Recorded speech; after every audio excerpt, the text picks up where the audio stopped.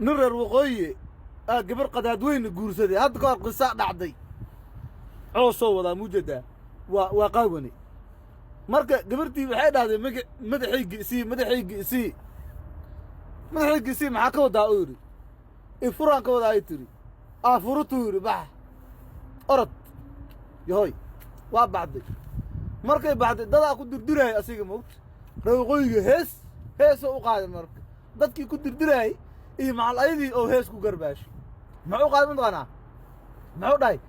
ninkii kala sooc wado ninkii kala saar wado sikii suxun u fakiro sidaad mooday didmahe warooy Somaliland baale oo dhah dadku ku dhagaalaya maqti wuxuu dhahay qadaadweyn miyaa ha gabartaan ii soo dirteen waa ii soo diray oo dhooya